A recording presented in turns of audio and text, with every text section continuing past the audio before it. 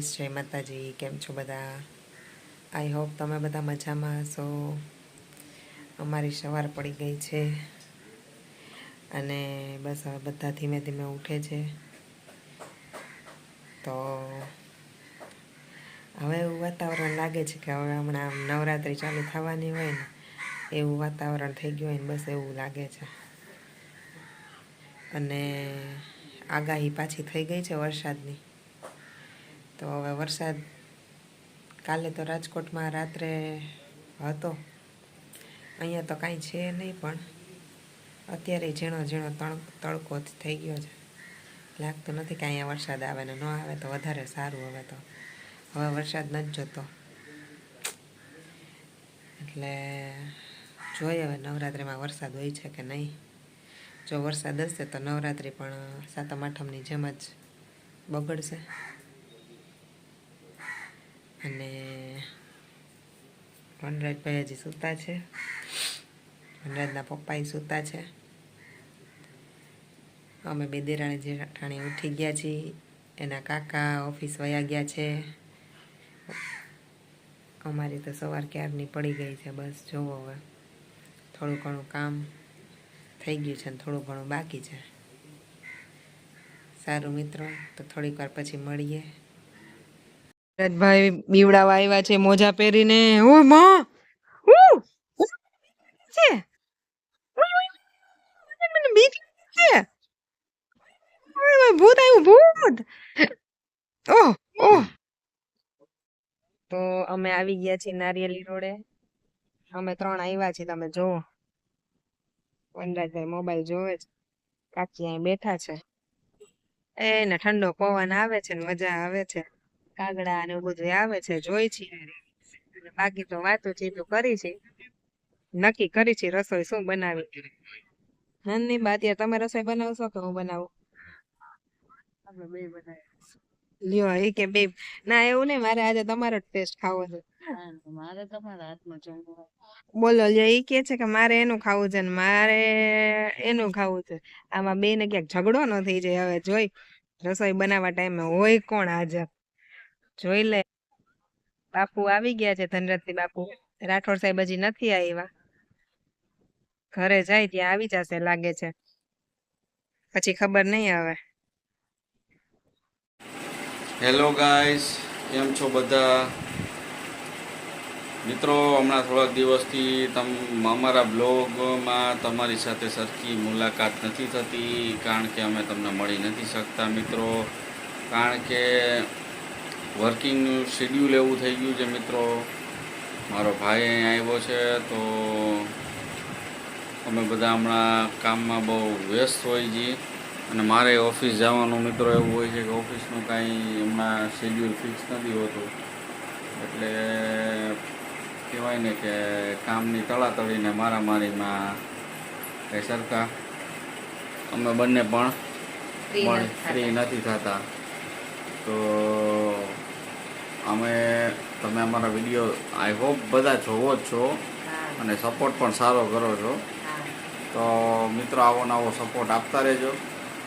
અને મનાલીએ ખૂબ મહેનત કરે છે વિડીયો બનાવવામાં. તો જેટલા લોકો સપોર્ટ કરે છે એ તો કરે જ છે, એમાં તો કોઈ શંકાને સ્થાન નથી. પણ હું હમણાં બ્લોગમાં ટાઈમ નથી આપી શકતો, વિડીયો નથી બનાવી શકતો. પણ છતાંય અમે એમાં નવું ક્રિએટિવિટી લાવવાની કોશિશ કરશું. અને સમય મળે તો તમને બધું ધીમે ધીમે એક્સપ્લોર કરતા જ રહીએ છીએ. બાકી કમેન્ટમાં જણાવજો કે જો મેં તમને કીધું ને, હું તમને ઘણી વસ્તુ અમે લોકો કહેતા ભૂલી જઈએ છીએ. મનાલીને અહીંયા બપોરની જ વાત છે, જ્યારે ઓફિસ ગયો ને ત્યારે જઈને અમે ઓલા આંખના ટીપા લઈ આવ્યા. આંખ અત્યારે સેજ આમ 3-4 વાર ટીપા નાખ્યા ને પછી કોઈ બાકી. સવારની તો ઓળખી ને ત્યારની તો એટલી આમ ઓલી થઈ ગઈ ને કે આમ લિટરલી આમ આંખ હોય ને આમ ખટકે રાખે, આંખ ઝીણી થઈ ગઈ છે એકદમ. તો પાછું છે ને એ આમ આંખ તમે આમ કાંઈ બી કામ કરતા હોય ને તમે એમાંય રસોઈ આ લોકો બનાવતા હોય ને એટલે જો વઘાર ઉડે ને એવું થાય ને એટલે આમ તમે આમ જે બળતરા ને થાય ને વાત જવા દઈએ તો ગજબ હોય. બહુ બરે બહુ અને આમ પાણી જ નીકળ્યા રાખે છે. હા, તડકામાં તો હું આજે જઈ જ નથી શકતી. તડકામાં ગઈ ને હમ. તો સીધી અંદર જ આવતી રહી. રોવા માંડ્યા હોય ને એવું દોડ આંગળા જાય બધે. પછી તમે લઈ આવ્યા ત્યારે ટીપા નહીં ખાઈ એકવાર, પછી પાછા 2 કલાક પછી પાછા નહીં ખા, પછી પાછા બપોરે સૂતી નહોતી પણ તોય મેં કીધું લાવ ટીપા નાખી લો, કેમ કે મારે લાઈવ ખાવાનું હતું એટલે આજે સુવાનો ટાઈમ ન મળ્યો. તો થોડીક વાર આમ 10-15 મિનિટ જેવું રિલેક્સ થવા માટે ટીપા નાખી. પછી સાંજે પાછા નાખ્યા છે ને હવે રાત પડી ગઈ છે. તો પાછા મને એમ લાગે છે હવે પાછું ધીમે ધીમે પાછું ઉતર્યું છે. હમ. એટલે હવે પાછા ટીપા નાખવા જોશે. પાછા હમણાં નાખી દે. બહુ આમ ફટકે બહુ જ છે મિત્રો. અને આ મિત્રો બીજું ઈ જણાવવાનું કે નોરતા નજીક આવી રહ્યા છે, તો માતાજીના નવલા નોરતાની તૈયારીઓ બધી થવા માંડી છે. કાલે હું ઓફિસ જઈશ ને એટલે તમને બતાવીશ અમારે અહીંયા રેલવે કોલોનીમાં જે ગરબી થાય છે એની ધીમે ધીમે તૈયારી થવા માંડી છે. આપણી તો ઘર આ આપણે જ્યાં ગરબી અમે થાય લોકો ત્યાં જવાના છે. કારણ કે ત્યાં છે ને જે એક પતરાવાળી કેબિન જેવું બને છે, એમાં છે ને માતાજીની મઢુલી રાખવાનું ને આ તે ને બધું એનું તો એમાં છે ને સ્ટેશન પાસે નાનકડી અમે રેલવે કર્મચારી જેટલા છીએ ને બધા ગરબી કરાવીએ છીએ. તો ગરબા જો ગરબીમાં ને એમ રમશે એટલે એ બધી તમને વિડીયોમાં ધીમે ધીમે આવશે. તો હવે નોરતાની જોરશોરમાં તૈયારી ચાલી રહી છે. તમારે ત્યાં કેવી તૈયારી ચાલે છે એ કમેન્ટ બોક્સમાં કમેન્ટ કરીને જણાવજો, ભૂલતા નહીં. બાકી નોરતાનું નામ લીધું છે તો માતાજીને યાદ ન કરીએ એવું બને નહીં. અને માતાજીને યાદ કરવા માટે તમે એક કડી ખાલી આમ યાદ કરી દો માતાજીને, અને એક કડી ગાઈ દો. માતાજીની તો મને તો એક જ કડી યાદ આવે, મોગલમાની જે છે ને એ, તું અંતરની વાત જાણે છે આઈ, તને કાંઈ કહેવું પડે નહીં માડી, તને કાંઈ કહેવું પડે નહીં માડી. તો આવી રીતે માતાજી રૂમઝૂમ કરતાં કરતાં આવશે અને નોરતામાં ગરબા બધા રમશે ને એ જલસા ને નકરો આનંદ કરશે. છોકરી મજા આવી જશે, નાની નાની છોકરી લાણી મળશે અને ખુશખુશાલ થઈ જાય. હા. ત્યારના પણ ઈ 9 દિવસ જ આમ એમ કહેવાય ને કે આમ આમ ઉત્સાહ ચપટી લઈ વગાડો આવે. ને દિવસ. આનંદ ઉલ્લાસ વહી અને આમ ઉત્સાહથી ભર્યા હોય એમ. સાચી વાત છે.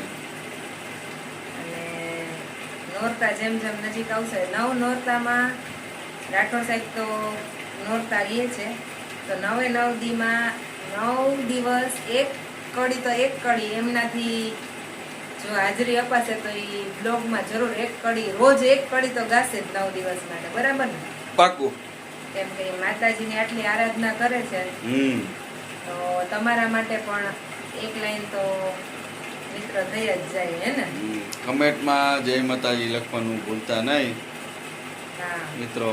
અને તમારે કાંઈ પણ હોય કે ભાઈ રાઠોડ સાહેબ તમે આ અમને સંભળાવો, આ સંભળાવો, તો તમે અમને કહેજો તો અમે બીજા બ્લોગમાં ઈ રાઠોડ સાહેબ તમને સંભળાવશે, બરાબર ને?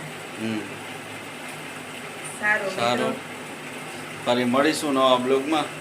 ત્યાં સુધી બધાને જય દ્વારકાધીશ, જય માતાજી. અને નવા હોય તો સબસ્ક્રાઇબ કરવાનું ભૂલતા નહીં, ને જૂના હોય તો લાઈક એન્ડ શેર કમેન્ટ કરવાનું ભૂલતા નહીં.